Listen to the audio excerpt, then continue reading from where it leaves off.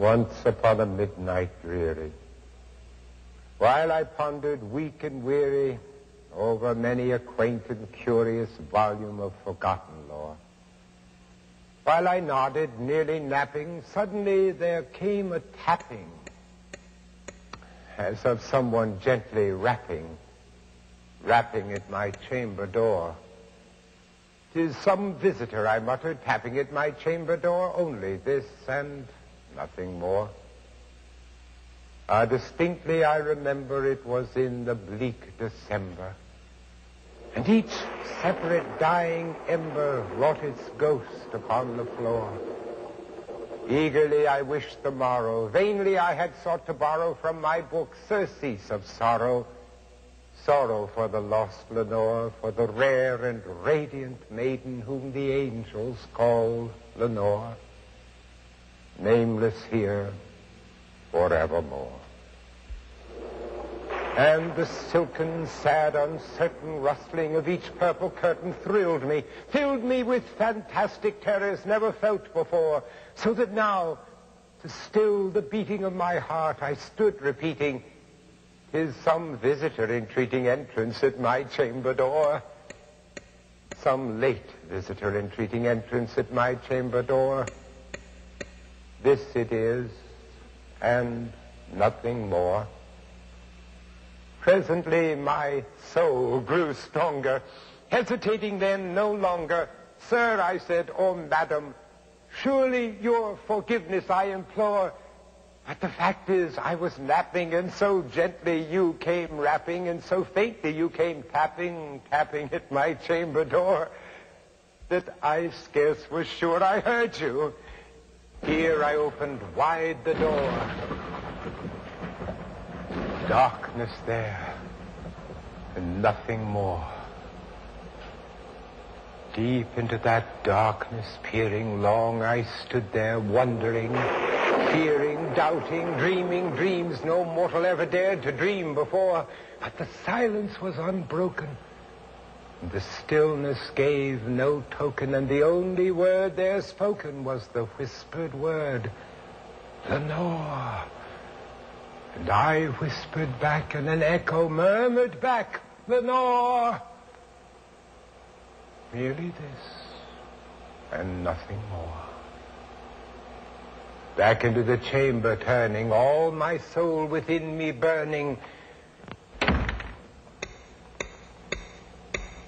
Soon again I heard a tapping, something louder than before.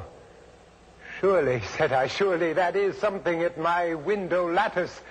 Let me see what then thereat is, and this mystery explore. Let my heart be still a minute, and this mystery explore. 'Tis the wind and nothing more." Open here I flung the shutter, when with many a flirt and flutter in there stepped a stately raven of the saintly days of yore. Not the least obeisance made he, not a minute stopped or stayed he, but with mien of lord or lady perched above my chamber door, perched upon a bust of Pallas just above my chamber door, perched and sat, and nothing more. Then this ebony bird, beguiling my sad fancy into smiling by the stern and grave decorum of the countenance it wore, "Though thy crest be shorn and shaven, thou," I said, "art sure no craven, ghastly, grim, and ancient raven, wandering from the night's Plutonian shore. Tell me what thy lordly name is on the night's Plutonian shore." Quoth the raven, "Nevermore." Much I marveled this ungainly fowl to hear discourse so plainly, though its answer little meaning, little relevancy bore. For we cannot help agreeing that no living human being ever yet was blessed with seeing bird above his chamber door, bird or beast, upon the sculptured bust above his chamber door, with such a name as Nevermore. But the raven, sitting lonely on his placid bust, spoke only that one word, as if his soul in that one word he did outpour. Nothing farther than he uttered, not a feather than he fluttered, till I scarcely more than muttered, other friends have flown before. On the morrow he will leave me as my hopes have flown before. Quoth the raven, nevermore. Startled by the stillness broken by reply so aptly spoken, doubtless, said I, what it utters is its only stock and store, caught from some unhappy master, whom unmerciful disaster followed fast and followed faster, till his songs one burden bore, till the dirges of his hopes that melancholy burden bore of never, nevermore.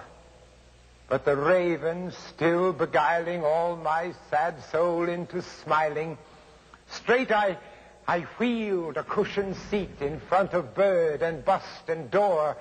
Then upon the velvet sinking, I betook myself to linking fancy unto fancy, thinking what this ominous bird of yore, what this grim, ungainly, ghastly, gaunt, and ominous bird of yore meant in croaking, nevermore. Thus I sat engaged in guessing, but no syllable expressing to the fowl, whose fiery eyes now burned into my bosom's core. This and more I sat divining, with my head at ease reclining on the cushion's velvet lining that the lamplight gloated o'er, but whose velvet violet lining with the lamplight gloating o'er she shall press, nevermore. Then methought the air grew denser, perfumed from an unseen censer, swung by seraphim whose footfalls tinkled on the tufted floor. Wretch, I cried, thy God hath lent thee, by these angels he has sent thee respite and nepenthe from the memories of Lenore. Quaff, oh quaff this kind nepenthe, and forget this lost Lenore. Quoth the raven, nevermore.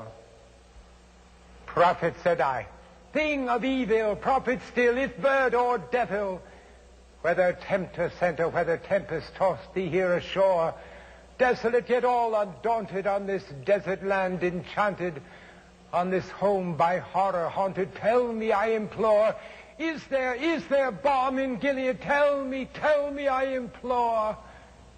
Quoth the raven, nevermore.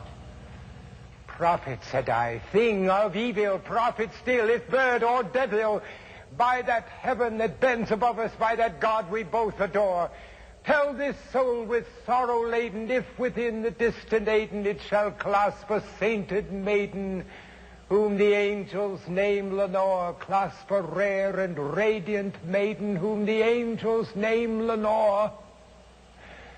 Quoth the raven, nevermore.